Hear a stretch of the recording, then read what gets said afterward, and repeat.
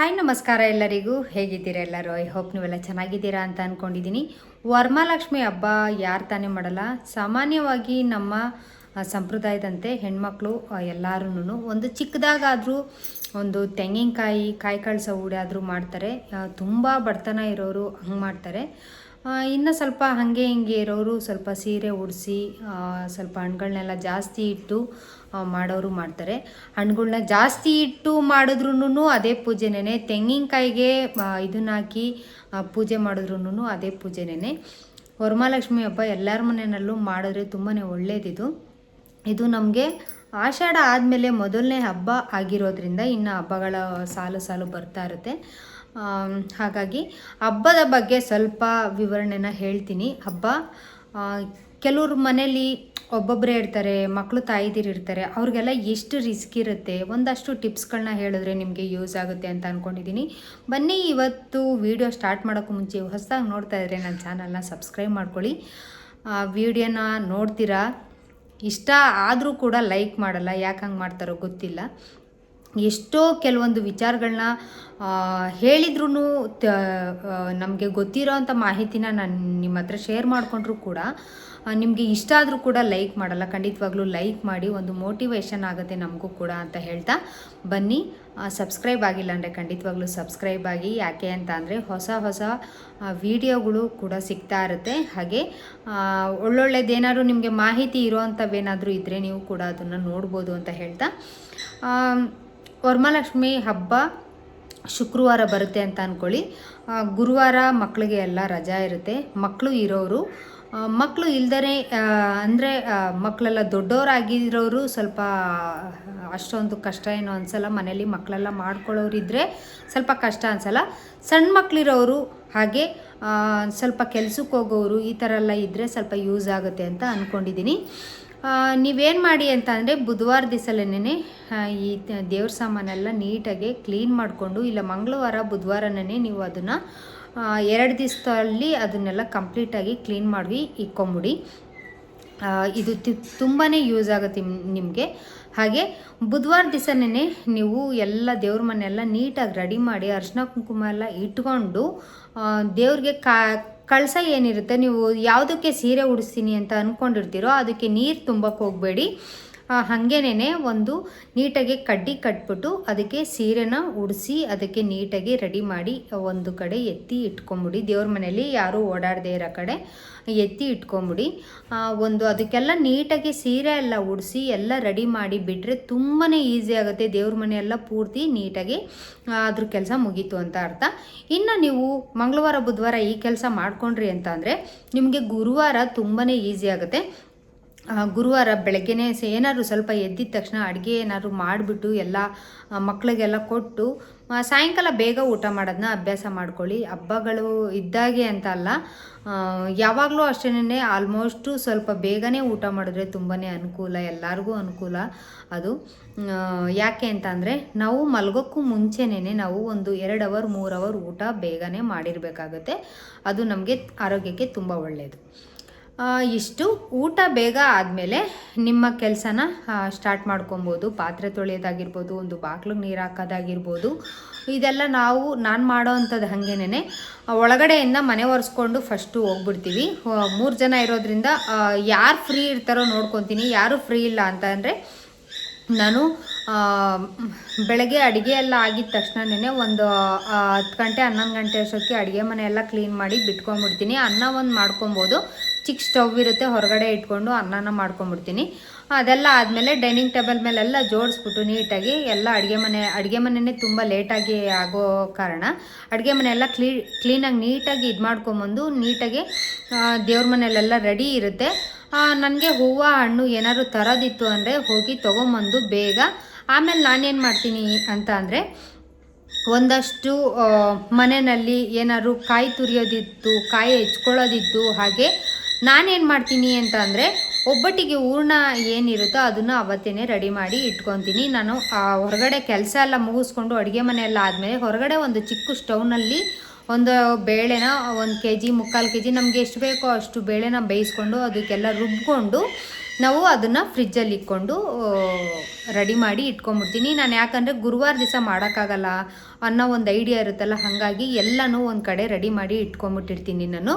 ಒಂದು ಕಡೆ ದೇವ್ರದ್ದು ಕೆಲಸ ಆಯಿತು, ಒಂದು ಕಡೆ ಒಬ್ಬಟ್ಟಿಂದು ಅದು ಕೂಡ ಒಂದು ಕಡೆ ರೆಡಿ ಮಾಡಿ ಇಟ್ಕೊಂಡ್ಬಿಡ್ತೀನಿ. ಆಮೇಲೆ ಸಂಜೆ ಒಂದು ಸ್ವಲ್ಪ ಹೊತ್ತು ರೆಸ್ಟ್ ಮಾಡೋಂಗೂ ಆಗುತ್ತೆ ನಮಗೆ. ಎಲ್ಲ ಬೆಳ್ಳುಳ್ಳಿ ಸುಲಿಬೇಕಾ, ಎಲ್ಲನೂ ಸುಲಿದು ಕೊತ್ತಂಬರಿ ಬಿಡಿಸ್ಕೊಬೇಕಾ, ಎಲ್ಲನೂ ಬಿಡಿಸ್ಕೊಂಡು 1 ಅವರಲ್ಲೆಲ್ಲ ಕ್ಲೀನಾಗಿ ಕೆಲಸನ ಮುಗಿಸ್ಕೊಂಡಿದ್ದಾದಮೇಲೆ ನೀವೇನಿರುತ್ತೆ ಕೆಲಸ ಮಿಕ್ಕಿದ್ದು ಅಡುಗೆ ಮನೆ ಆದಮೇಲೆ ಒಂದು ಹಾಲಿರುತ್ತೆ, ರೂಮ್ಗಳಿರುತ್ತೆ, ಅದನ್ನು ಕ್ಲೀನ್ ಮಾಡಿಕೊಂಡು ಬರ್ಬೋದು. ಬಂದಿದ್ದ ತಕ್ಷಣ ಊಟಕ್ಕೆ ಲೇಟ್ ಆಯಿತು ಅಂತ ಅಂದರೆ ಊಟದ್ದು ಪೆಂಡಿಂಗ್ ಬಿಟ್ಕೊಂಡು ನೀವೇನು ಮಾಡಬೇಕು, ಬಾಗಿಲನ್ನ ತೊಳ್ಕೊಂಡು ನೀಟಾಗಿ ರೆಡಿ ಮಾಡ್ಕೊಂಬಿಡಿ. ರೆಡಿ ಮಾಡಿಕೊಂಡು ಊಟ ಎಲ್ಲ ಆಗಿರುತ್ತಲ್ಲ, ಆವಾಗ ನೀವು ಪಾತ್ರೆನ ತೊಳ್ಕೊಂಡು ಮತ್ತೆ ದೇವ್ರ ಮನೆಗೆ ಬಂದು ನೀವು ಅಲ್ಲಿ ರೆಡಿನ ಮಾಡ್ಕೋಬೋದು. ನೀವೇನೇನು ಮಾಡಬೇಕು ಅಂತಂದರೆ ಸಜ್ಜಿಗೆಗೆ ರೆಡಿ ಮಾಡ್ಕೊಬೇಕು. ಬೆಳಗ್ಗೆ ಎದ್ದಿದ ತಕ್ಷಣ ನೀವು ಅವತ್ತಿನ ದಿವಸನೂ ಸ್ನಾನ ಮಾಡಿರ್ತೀರ, ಗುರುವಾರನೂ ಸ್ನಾನ ಮಾಡಿರ್ತಾರೆ. ಯಾಕಂದರೆ ಮಕ್ಕಳೆಲ್ಲ ಮನೆಗೆ ಇರ್ತಾರೆ, ಹಾಗಾಗಿ ಸ್ವಲ್ಪ ಕೆಲಸನೂ ಜಾಸ್ತಿನೇ ಇರುತ್ತೆ. ಮಕ್ಕಳೆಲ್ಲ ಸ್ಕೂಲ್ಗೆ ಹೋಗ್ಬಿಟ್ರೆ ಕೆಲಸ ಸ್ವಲ್ಪ ಕಡಿಮೆ ಇರುತ್ತೆ, ಮಕ್ಕಳು ಮನೆಯಲ್ಲೇ ಇದ್ದರೆ ಸ್ವಲ್ಪ ಕೆಲಸ ಜಾಸ್ತಿನೇ ಇರುತ್ತೆ. ತಾಯಿದಿರಿಗೆ ಅವರು ಒಂದೊಂದು ಸತಿ ಒಂದೊಂದು ಥರ ಕೇಳ್ತಾ ಇರ್ತಾರೆ ಮನೆಯಲ್ಲಿ, ಹಾಗಾಗಿ ಸ್ವಲ್ಪ ಕೆಲಸ ಜಾಸ್ತಿ ಇರುತ್ತೆ. ನೀವು ಅದನ್ನು ನೋಡಿಕೊಂಡು ಯಾವ್ಯಾವ ಟೈಮ್ಗೆ ಏನೇನು ಮಾಡಬೇಕು ಅನ್ನೋದನ್ನ ನೋಡಿಕೊಂಡು ನೀವು ಈ ಥರ ಮೇಂಟೈನ್ ಮಾಡಿಕೊಂಡ್ರೆ ತುಂಬಾ ಈಸಿ ಆಗುತ್ತೆ. ಏನೊಂದು ಮಾಡಬೇಕು ಅಂದ್ರೂ ನೀವು ಕೆಲವೊಬ್ರು ಏನು ಮಾಡ್ತಾರೆ ಅಂದರೆ ಮನೆ ಕ್ಲೀನ್ ಮಾಡಬೇಕಾ ಗುರುವಾರ ದಿವಸನೇ ಮಾಡ್ಕೊಳ್ತಾರೆ, ದೇವ್ರ ಸಾಮಾನು ತೆಗಿಬೇಕಾ ದೇವ್ರ ಸಾಮಾನು ಹಂಗೆ ಮಾಡ್ತಾರೆ. ಯಾಕೆ ಅಂತ ಅಂದರೆ ತುಂಬಾ ಹೆವಿ ಕಷ್ಟ ಆಗ್ಬಿಡುತ್ತೆ. ನಾನು ಮಾಡೋದು ಹಾಗೇನೆ, ಮಂಗಳವಾರ ದಿವಸನೇ ಎಲ್ಲ ನೀಟಾಗಿ ಎಲ್ಲ ಶಿಸ್ತಾಗಿ ತೊಳೆದು ಇಟ್ಬಿಟ್ಟಿರ್ತೀನಿ. ಆಮೇಲೆ ಬುಧವಾರ ದಿವಸ ಏನು ನಾವು ಬಿನ್ಗೆ ಯಾವುದು ಇದರಲ್ಲಿ ಕುಂಡಿಸ್ತೀವೋ ದೇವ್ರನ್ನ, ಅದನ್ನು ನಾವು ನೀಟಾಗಿ ನೀರು ಮಾತ್ರ ಹಾಕೋದಿಲ್ಲ. ಕಳಸಕ್ಕೆ ಏನೇನು ಹಾಕ್ತೀನಿ ಅಂತ ಒಂದು ನೆಕ್ಸ್ಟ್ ವೀಡಿಯೋದಲ್ಲಿ ಹೇಳ್ತೀನಿ ನಾನು. ಕಳಸಕ್ಕೆ ಏನೇನು ಹಾಕಬೇಕು, ಹೆಂಗೆ ಪೂಜೆ ಮಾಡಬೇಕು ಅನ್ನೋದು ಕೂಡ ಹೇಳ್ತೀನಿ. ನಿಮಗೆ ಕರೆಕ್ಟಾಗಿ ಬೆಳಗ್ಗೆ ಅಷ್ಟೊತ್ತಿಗೆಲೇ ಪೂಜೆ ಮಾಡಬೇಕು ಅಂತ ಅಂದ್ಕೊಂಡಿರೋರು ಈ ಟಿಪ್ಸು ಯೂಸ್ ಆಗುತ್ತೆ ಅಂತ ಅಂದ್ಕೊಂಡಿದ್ದೀನಿ. ಏಯ್ ಚಿನ್ನಿ, ನಮ್ಮ ಪಕ್ಷಿ ಸೌಂಡ್ ಮಾಡ್ತಾನೆ ಇರುತ್ತೆ. ಅದು ಚಿನ್ನಿ ಏನದು,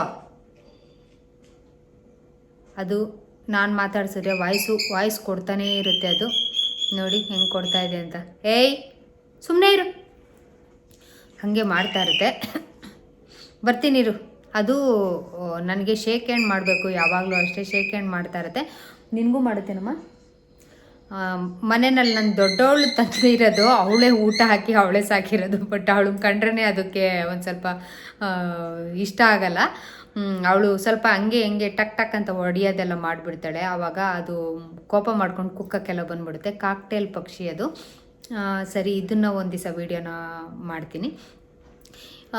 ಇಷ್ಟು ನೀವು ಕರೆಕ್ಟಾಗಿ ನಿಮ್ಮ ಟೈಮ್ನ ಇದಕ್ಕೆ ನೀವು ಯಾವಾಗ ಯಾವ ಥರ ಹಿಂಗೆ ಕೊಡಬೇಕು ಅಂತ ಅಂದ್ಕೊಂಡಾಗ ಅದನ್ನು ಕೊಟ್ಟಾಗ ನೀವು ಪೂಜೆನ ಕರೆಕ್ಟ್ ಟೈಮ್ಗೆ ಮಾಡ್ಬೋದು. ಆಮೇಲೆ ಎಲ್ಲ ಕೆಲಸ ಆದಮೇಲೆ ಈಗ ಖಂಡಿತವಾಗ್ಲೂ ಬೇಗನೆ ಮಲ್ಕೊಳ್ಳಿ, ಲೇಟಾಗಿ ಮಲ್ಕೊಳ್ಳೋಕೆ ಹೋಗಬೇಡಿ. ಕೆಲವರೆಲ್ಲ ನೈಟೆಲ್ಲ ನಿದ್ದೆಗೆಡ್ತಾರೆ, ಖಂಡಿತವಾಗ್ಲೂ ಅಂಥ ತಪ್ಪೆಲ್ಲ ಮಾಡೋಕ್ಕೆ ಹೋಗಬೇಡಿ. ನಿಮ್ಮ ಕೆಲಸ ಏನಿದ್ರು 10:30 11 ಗಂಟೆಗೆ ಮುಗಿಸ್ಕೊಂಬಿಡಿ. ಎದ್ದ ತಕ್ಷಣ ನೀವು ಮಲ್ಕೊಳೋವಾಗೇನೆ ನೀವು ಹಾಲಲ್ಲೇ ಕೂರಿಸಿರೋ ಇಲ್ಲ ದೇವ್ರ ಮನೇಲಿ ಕೂರಿಸಿರೋ ಮಲ್ಕೊಳೋ ಅಷ್ಟೊತ್ತಿಗೆ 1 ಅವರ್ ಟೈಮ್ ಕೊಟ್ಟರೆ, ದೇವ್ರ ಮನೆಯಲ್ಲೇ ಕೂರಿಸೋರಾದರೆ ದೇವ್ರ ಮನೆಯಲ್ಲೇ 1 ಅವರು ಅದಕ್ಕೆ ಕಾಯಿ ಕಳಸ ಏನಿರುತ್ತೆ ಅದನ್ನೆಲ್ಲ ಹೂಡ್ಬಿಟ್ಟು ನೀವು ಟೈಮ್ ನೋಡಿ ಇಡಂಗಿದ್ರೆ ಇಡ್ಬೋದು. ನೀವು ಇಲ್ಲ 12 ಗಂಟೆ ತನಕ ಎದ್ದಿರ್ತೀವಿ ಅಂದರೆ ನೀವು 12 ಗಂಟೆ ತನಕ ನೀವು ಯಾವುದೇ ಕಾರಣಕ್ಕೂ ಸ್ನಾನ ಮಾಡಿ ಕಾಯಿ ಕಳಸ ಉಡ್ತೀನಿ ಅಂತ ಅಂದರೆ ತಪ್ಪಾಗುತ್ತೆ. ಕಾಯಿ ಕಳಸ ನೀವು ಸ್ನಾನ ಮಾಡೇನೆ ಅವತ್ತಿಂದು ನೀವು 12 ಗಂಟೆ ಮೇಲೇನಿರುತ್ತೆ ಅವಾಗೇನೆ ಉಡಬೇಕಾಗುತ್ತೆ. ಎಲ್ಲ ರೆಡಿ ಮಾಡಿ 12 ಗಂಟೆ ಮೇಲಾದರೆ ನೀವು ಸ್ನಾನ ಎಲ್ಲ ಮಾಡಿ ಕಾಯಿ ಕಳಸ ಉಡಿ, ತಟ್ಟೆ ಎಲ್ಲ ನೀಟಾಗಿ ಜೋಡಿಸ್ಕೊಂಬಿಡಿ. ತಟ್ಟೆ ಎಲ್ಲ ತೊಳ್ಕೊಳ್ಳಿ. ತಟ್ಟೆ ಎಲ್ಲ ತೊಳೆದು ಎಲ್ಲ ಹಣ್ಣುಗಳನ್ನೂ ನೀವು ಏನೇನು ತೊಗೊಂಬಂದಿರ್ತೀರೋ ಎಲ್ಲ ಹಣ್ಣು ತಿಂಡಿಗಳು ಏನೇನಿರುತ್ತೋ ಅದನ್ನೆಲ್ಲ ನೀಟಾಗಿ ಹಾಕ್ಕೊಂಡು ಒಂದು ತಟ್ಟೆನಲ್ಲಿ ನೀಟಾಗಿ ಜೋಡಿಸಿಟ್ಕೊಂಬಿಡಿ. ಜೋಡಿಸಿಟ್ಕೊಂಡ್ರೆ ತುಂಬಾ ಈಸಿ ಆಗುತ್ತೆ. ನೀವು ಹೊರಗಡೆ ಹಾಲಲ್ಲಿ ಮಾಡಿದ್ರು ಅಷ್ಟೇನೆ 1 ಅವರು ಬೇಗ ಮಲ್ಕೊಳ್ಳೋಕ್ಕೂ ಮುಂಚೆ ಈ ಕೆಲಸ ಮಾಡಿದ್ರೆ ನೀವು ಕರೆಕ್ಟಾಗಿ 3 ಗಂಟೆಗೆ ಎದ್ದಿದ ತಕ್ಷಣ ದೀಪಕ್ಕೂ ಕೂಡ ಬತ್ತಿ ಎಲ್ಲ ಹಾಕಿ ಎಲ್ಲ ಒಂದು ಕಡೆ ನೀಟಾಗಿ ಶಿಸ್ತಾಗಿ ಜೋಡಿಸಿಟ್ಕೊಂಬಿಟ್ರೆ ನೀವು ಬೆಳಗ್ಗೆ ಎದ್ದ ತಕ್ಷಣ ಸ್ನಾನ ಮಾಡಿ ಪೂಜೆ ಮಾಡೋಕ್ಕೆ ದೇವ್ರ ದೀಪ ಹೂವು ಒಂದು ಹಾಕಿ ದೇವ್ರ ದೀಪ ಹಚ್ಚಬೇಕು, ಕಾಯಿ ಕಳಸನ ಹೂಡಬೇಕು. ಅಷ್ಟನ್ನ ನೀವು ಬ್ಯಾಲೆನ್ಸ್ ಆಗಿ ಇಟ್ಕೊಂಡ್ರೆ ನೀವು ತುಂಬಾ ಈಸಿ ಆಗುತ್ತೆ. ನೀವು 4 ಗಂಟೆ ಅಷ್ಟೊತ್ತಿಗೆ ಬ್ರಾಹ್ಮಿ ಮುಹೂರ್ತ ಏನಿರುತ್ತೋ ಆ ಮುಹೂರ್ತದಲ್ಲಿ ನೀವು ಕೂಡ ಪೂಜೆನ ಮಾಡ್ಬೋದು. ಎಲ್ಲರ ಮನೆಯಲ್ಲೂ ಅನ್ಕೊತಾರೆ ಎಷ್ಟು ಕಷ್ಟ ಇರುತ್ತೆ ಪೂಜೆ, ಎಷ್ಟು ಕಷ್ಟ ಇರುತ್ತೆ, ನಮ್ಮ ಕೈಲಿ ಆಗುತ್ತಾ ಅಂತ. ನಾನು ಚಿಕ್ಕ ಹುಡುಗಿ ಇರೋವಾಗಿಂದಲೂ ಇಂಥ ಪೂಜೆನ ಪುನಸ್ಕಾರನ ಮಾಡ್ಕೊಂಡು ಬಂದಿರೋ ಅಂಥವಳು. ಇದು ನಮ್ಮ ತಾಯಿ ಮಾಡ್ತಾಯಿದ್ರು. ನಮ್ಮ ತಾಯಿಗೆ ಹೆಲ್ಪ್ ಆಗಿ ನಾವು ಮಾಡ್ತಾ ಇದ್ದಿದ್ದು. ನಾನು ಮದುವೆ ಆಗಿ ಸ್ವಲ್ಪ ವರ್ಷ ಅವ್ರ ಮನೆಯಲ್ಲೇ ಮಾಡ್ತಾ ಇದ್ದಿದ್ದರಿಂದ ಈಗ ನಮ್ಮ ಮನೆಯಲ್ಲಿ ನಾನು ಹಬ್ಬನ ಮಾಡ್ಕೊತಾ ಇದ್ದೀನಿ. ಈ ಥರನೇ ನಾನು ಮಾಡ್ಕೊಂಬಂದಿರೋದು. ಯಾಕೆ ಅಂತ ಅಂದರೆ ತುಂಬಾ ಕಷ್ಟ ಆಗುತ್ತೆ, ಮಕ್ಕಳಿರ್ತವೆ ಮನೆಯಲ್ಲಿ, ಒಂದು ಸಮಯ ಸಂದರ್ಭ ಅನ್ನೋದು ಹೇಳೋದಕ್ಕಾಗಲ್ಲ. ಅದಕ್ಕೋಸ್ಕರ ಒಂದು ಮಕ್ಳಿಗೆ ಹುಷಾರೇ ತಪ್ಪೋದು ಇಲ್ಲ ಏನೋ ಒಂದು ರೀಸನ್ ಆಗ್ಬೋದು ಅಂತ ಅಂದ್ಬಿಟ್ಟು ನಾನೇನು ಮಾಡ್ತೀನಿ, ಒಂದು ಹಬ್ಬಕ್ಕೆ ಅಂತಲೇ ಒಂದು 3 ದಿವಸ ನಾನು ಅದಕ್ಕೆ ಅಂತಲೇ ಟೈಮ್ನ ಕೊಟ್ಬಿಟ್ಟಿರ್ತೀನಿ. ಹಬ್ಬ ಇದನ್ನು ನಾವು ಆದಷ್ಟು ಚೆನ್ನಾಗಿ ಮಾಡಿದ್ರೆ ಲಕ್ಷ್ಮಿ ನಮ್ಮ ಮನೆಗೆ ಹಂಗೆ ಬರ್ತಾ ಇರ್ತಾಳೆ ಅಂತ ಒಂದು ಆಸೆ. ಎಲ್ಲರ ಮನೆಗೂ ಬರಲಿ ಲಕ್ಷ್ಮಿ, ಆ ತಾಯಿ ಎಲ್ಲರ ಮನೆಗೂ ಇದು ದಯೆ ತೋರಿಸ್ಲಿ. ನೀವು ಆದಷ್ಟು ಈ ಥರ ಪೂಜೆನ ಮಾಡಿಕೊಂಡು ಬಂದರೆ ತುಂಬಾ ಒಳ್ಳೆಯದಾಗತ್ತೆ.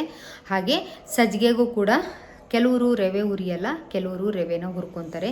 ನೀವು ದ್ರಾಕ್ಷಿ, ಗೋಡಂಬಿ, ಹಾಲು ಎಲ್ಲ ರಾಟೆನೆ ಎಲ್ಲ ಹೊಂಚಿಕ್ಕೊಂಡು ನೀವು ನೀಟಾಗಿ ರವೆನೆಲ್ಲ ಹುರಿದು ಒಂದು ಕಡೆ ಎಲ್ಲ ನೀಟಾಗಿ ಜೋಡಿಸಿಟ್ಕೊಂಡಿದ್ರೆ ಸ್ನಾನ ಮಾಡಿದ ತಕ್ಷಣ ಪಟ್ಟಂತ ಅಡುಗೆ ಮನೆಗೆ ಹೋಗಿ ನೀವು ಸಜ್ಜಿಗೆ ಮಾಡಿ ಇಲ್ಲೆಲ್ಲ ಜೋಡಿಸಿಟ್ಕೊಂಬಿಟ್ಟಿದ್ರೆ ಸ್ನಾನ ಮಾಡಿದ ತಕ್ಷಣ ಪೂಜೆ ಮಾಡಿ ಆರಾಮಾಗಿ ನೀವು 5 ಗಂಟೆ ತನಕ ನೀವು 3 ಗಂಟೆಗೆ ಎದ್ದಿರ್ತೀರಾ, 4 ಗಂಟೆಗೆ ಪೂಜೆ ಆಗುತ್ತೆ. 4:15 ತನಕನೂ ಪೂಜೆನೇ ಮಾಡ್ಕೊಂಡಿರಿ, ತೊಂದರೆ ಇಲ್ಲ.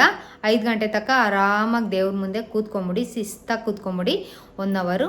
ನೀವು ಎಲ್ಲ ರೆಡಿ ಮಾಡಿ ಇಟ್ಕೊಂಡಿರ್ತೀರ, ಶುಂಠಿ, ಬೆಳ್ಳುಳ್ಳಿ ಎಲ್ಲನೂ ರೆಡಿ ಮಾಡಿ ಇಟ್ಕೊಂಡಿರ್ತಾರೆ.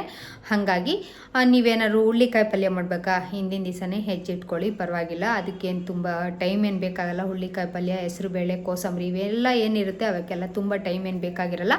ಹಾಗೆ ಕಾಳು ನೆನೆಸ್ಬೇಕು ಅಂತಂದರೆ ರಾತ್ರಿನೇ ನೆನೆಸಿ ಕಡಲೆಕಾಳು, ಬಟಾಣಿ ಮಿಕ್ಸ್ ಮಾಡಿ ಕೆಲವರು ಕಾಳುಗೊಜ್ಜನ್ನ ಮಾಡ್ತಾರೆ. ಇಂಥ ಸಿಂಪಲ್ ಆಗಿರೋ ಅಂಥದ್ದು.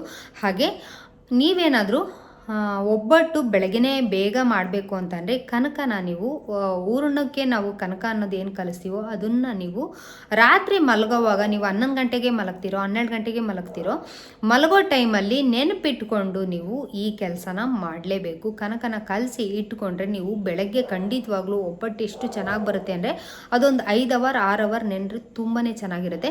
ನೀವು ಅವಾಗ ತಾನೇ ಎದ್ದು ಗಡಿ ಬಿಡಿನಲ್ಲಿ ಎದ್ದು ಇದನ್ನೆಲ್ಲ ಮಾಡೋಕೋರೆ ತುಂಬಾ ಕಷ್ಟ ಆಗುತ್ತೆ. ಈ ಥರ ಎಲ್ಲ ಮಾಡಿದಾದ್ಮೇಲೆ ಒಂದು 5 ಗಂಟೆ ತನಕ ಆರಾಮಾಗಿ ಕೂತ್ಕೊಂಡು ಆರಾಮಾಗಿ ಒಂದು ಸ್ವಲ್ಪ ಕಾಫಿ ಕುಡಿದು ದೇವ್ರ ಪ್ರಸಾದ ಇರುತ್ತೆ ಸ್ವಲ್ಪ ತಿಂದು ಮನೆಯವ್ರಿಗೆಲ್ಲ ಕೊಟ್ಟು ಎಲ್ಲ ಆದಮೇಲೆ ನೀವು ಅಡುಗೆ ಮನೆಗೆ ಹೋಗಿ ಖಂಡಿತವಾಗ್ಲೂ ನಿಮಗೆ ಮನಸ್ಸಿಗೆ ಬಂದಿದ್ದ ಅಡುಗೆನ ನೀವು ಮಾಡ್ಕೋಬೋದು. ಆರಾಮಾಗಿ ನೀವು 5 ಗಂಟೆಯಿಂದ 7 ಗಂಟೆ ಒಳಗಡೆ ನಿಮ್ಮ ಮನೆಯಲ್ಲಿ ಅಡುಗೆ ಆಗಿರುತ್ತೆ, ಹಾಗೆ ಹಬ್ಬ ಆಗಿರುತ್ತೆ.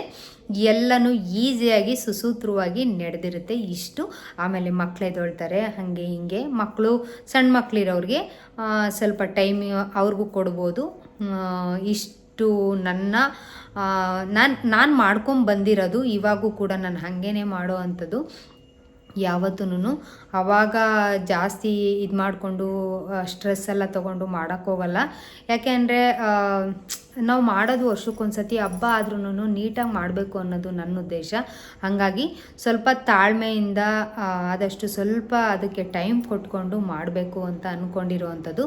ನಿಮಗೆ ಖಂಡಿತವಾಗ್ಲೂ ಈ ಥರ ಮಾಡಿದ್ರೆ ಎಲ್ಲರ ಮನೆಯಲ್ಲೂ ಪೂಜೆ ಎಷ್ಟು ಬೇಗ ಆಗುತ್ತೋ ನಿಮ್ಮ ಮನೆಯಲ್ಲೂ ಕೂಡ ಅಷ್ಟೇ ಬೇಗ ಆಗುತ್ತೆ ಅಂತ ಹೇಳ್ತಾ, ನಾನು ಕೆಲವೊಂದು ಸತಿ ಏನು ಮಾಡ್ತಿದ್ದೆ ಅಂತ ಅಂದರೆ ಇಡೀ ರಾತ್ರಿ ಎಲ್ಲ ಅಂದರೆ ಜನ ಜಾಸ್ತಿ ಇರೋರು, ಅವಾಗ ಮನೆಯಲ್ಲೆಲ್ಲ ತುಂಬ ಜನ ಇರೋರು, ನಾವು ಕೂಡ ಇವ್ರನ್ನ ಊಟಕ್ಕೆಲ್ಲ ಕರಿಬೇಕಾಗಿರೋದಲ್ಲ. ಹಾಗಾಗಿ ಇಡೀ ರಾತ್ರಿ ಎಲ್ಲ ಎದ್ದು ಪೂಜೆ ಮಾಡಿ ಅಡುಗೆ ಎಲ್ಲ ಮಾಡಿಟ್ಟು ಸಿಕ್ಕಾಪಟ್ಟೆ ಕಷ್ಟ ಆಗ್ಬಿಟ್ಟಿರೋದು ನಮಗಂತೂ. ಅವಾಗ ಜಾಸ್ತಿ ರಿಸ್ಕ್ ಆಗ್ತಾ ಇರೋದು.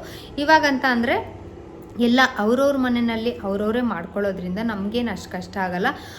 ಆವಾಗ ನಾವು ಏನು ಮಾಡ್ತೀವಿ ಅಂತಲೇ ಕಾನ್ಸಂಟ್ರೇಟು ನಿದ್ದೆ ಕಡೆ ಹೋಗ್ತಾ ಇರುತ್ತೆ. ನಮಗೆ ಕಾನ್ಸಂಟ್ರೇಟು ನಿದ್ದೆ ಮಾಡಬೇಕು ಅಂತ ಅನಿಸೋವಾಗ ನಮಗೆ ಪೂಜೆ ಕಡೆ ಅಷ್ಟು ನಿಗಾ ಇರಲ್ಲ. ಕಣ್ಣು ಎಳ್ದಂಗೆ ಆಗ್ತಾ ಇರ್ತವೆ, ಏನೋ ಒಂಥರ ಮಂಕು ಹಿಡ್ದಂಗೆ ಆಗ್ತಾ ಇರುತ್ತೆ.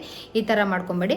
ಅಟ್ಲೀಸ್ಟ್ ಒಂದು 3 ಅವರ್ 4 ಅವರ್ ಆದರೂ ನಿದ್ದೆ ಮಾಡಿ ಒಂದು 3 ಗಂಟೆ 3:30 ಎದ್ದರೆ ನೀವು ಆರಾಮಾಗಿ ಪೂಜೆನೂ ಮುಗಿಸ್ಕೋಬೋದು.